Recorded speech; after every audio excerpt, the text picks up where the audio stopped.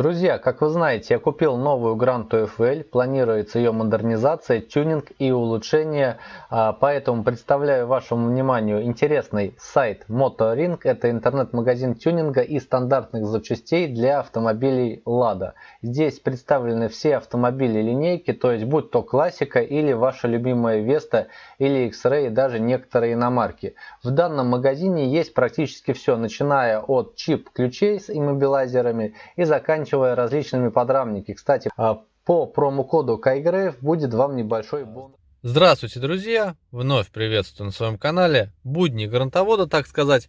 Появился мерзкий сверчок. Понимаю, что Гранта — это самый дешевый автомобиль. И сверчки на Весте были, и на Рио пару сверчков пришлось убить, да, в кавычках. Но вот на Гранте на пробеге, давайте покажу. На пробеге 2500, по сути, да, долго загорается приборная панель здесь, к сожалению, но зато загорается красиво. Так вот, на пробеге 400 появился мерзкий сверчок, и на кочках, вот, ну, не то, что как бы на скорость не влияет, просто, ну, неприятно. Выявил, что сверчок где-то здесь. То есть такой металлический, скрип, не скрип, но вот как, знаете, сверчок пластика с примесью трения пластика о металл. Где-то вот в этом где-то в этом, скажем так, в этой области, поэтому мы сейчас с помощью обычной крестовой моей дешевой отвертки, купленной Fix Price, когда там стоило все по 36 рублей, открутим просто эти саморезы, здесь их 3 или 4 штуки, и посмотрим, что именно здесь скрипит. У многих, я думаю, такая проблема, потому что вот она. Собирается на автовазе практически все гранты одинаково. Сейчас все раскручу и проклею. Купил вот такой материал, достаточно толстый поролон, хорошо справляется со скрипом, плюс немножко шумоизоляция будет. Ну давайте снимем кожух и посмотрим, что здесь может скрипеть. Здесь два самореза и два дальних болта. Закручено жестко, то есть сюда мы в колонку эту не лазили, то есть ни сигнализация, ни когда я менял приборную панель, сюда именно не лазил. Так что здесь именно все заводское, но почему-то вот скрипит. Сейчас мы все это снимем и проклеим. В итоге подразобрал приборную консоль. И что бы вы думали, что именно здесь у нас скрипит? В основном провода действительно обложены антискрипом, это хорошо для автоваза. Но вот скажите мне, пожалуйста, вот там синяя штука, это что, предохранитель такой? Почему он вот здесь, вот этот, вот так болтается, издавая такой приятный, в кавычках, звук? То есть он никак не фиксирован, он именно на кочках. Вот у вас поскрипывает. Так что если какой-то скрип в районе рулевой колонки, просто откручивайте. Но не 4 болта, я немножко вас обманул, наверное, болтов 6-7. Плюс еще пришлось снять, чтобы полностью разобрать здесь накладку на приборку, отстегнуть декоративную накладку. И вы добираетесь до вот этого разъема, где болтается непонятная синяя фигня, которая болтается и скрипит. Непонятно, что это, но мы сейчас все это антискрипом проклеим, и скрипеть уже не будет. Плюс, скорее всего, насколько здесь, ну, фиксировано, не фиксировано, вот эти болты тоже, если хорошо не протянуты, я их немножко проклею, тоже могут издавать неприятный звук. Но я думаю, что, скорее всего, у нас именно скрипело вот эта непонятная фигня пластиковая. Скорее всего, это предохранитель. Но так сложно сказать. Разъем я вынимать не буду. Я его просто проклею, чтобы он там зафиксировался и больше не скрипел. То есть звук не особо громкий, но неприятный. Но если музыка не играет, то в принципе слышно. Но так вот так у нас все это выглядит. Кстати, рулевая колонка, может быть, кто не знал, у нас регулируется по вылету нет, но зато по высоте у нас она регулироваться может. Это у нас обновленная Гранта FL. Сейчас все проклеим и обратно соберем. То есть сложного ничего нет, можно все это сделать самому.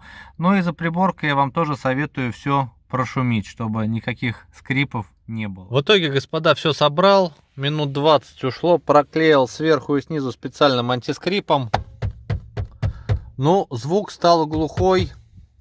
И нигде, повторяю, нигде вот именно, скажем так, скрипа или того, что где-то что-то трется и болтается пластик о пластик или пластик о металл, не осталось. То есть легкая доработка, и ваши нервы спокойны. Поэтому если у вас тоже за приборной панелью или около приборной панели что-то скрипит, можете разобрать. Это элементарно, говорю, обычная крестообразная отвертка и рулон антискрипа.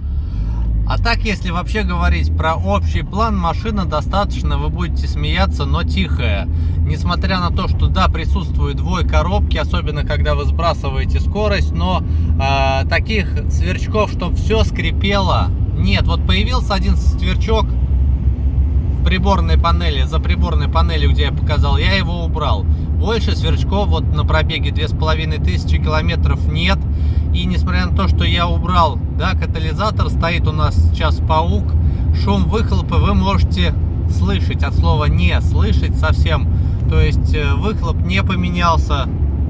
Даже если мы вот ускоряемся, я слышу коробку, я слышу мотор, но я не слышу выхлоп. Выхлопа у нас с вами не слышно. Не пропаганда скорости, просто посмотрим, сколько едет Гранта на чипе и выхлопе. Евро 2, Евро 0, проставка под паук 4.1. Сейчас попробую с пятой передачи, да, у нас механика, двигатель 1.8. Посмотрим, сколько будет максималочка, оцените, скажем так, у нас расход топлива мгновенный показывает, обороты двигателя.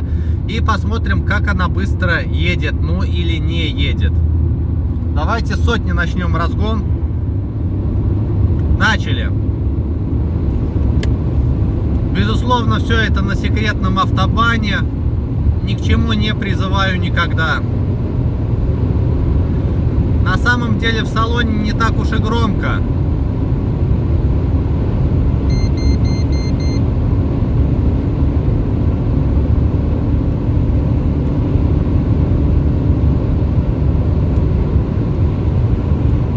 Ну, вот это у нас на пятой передаче, не переключаясь.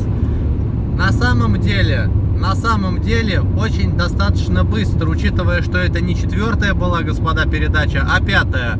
Во-первых, реально тихо в салоне, ну, мотор слышно, но не так он сильно воет, не сильно напрягается после того, как вы уберете, да, катализатор. И в принципе, динамика реально стала лучше, что в разгоне от 0 до сотни, что в разгоне от 100 и выше. То есть вот если вы по трассе едете, не нужно постоянно четвертая, пятая передача. Пятая передача у нас стала практически универсальной. Когда мы едем по трассе, можно спокойно от 70 до 100 и выше километров в час, до 160 ехать по трассе на пятой передаче и чувствовать себя достаточно уверенно. Вот такое небольшое короткое видео. Надеюсь, вам было интересно. Спасибо и удачи!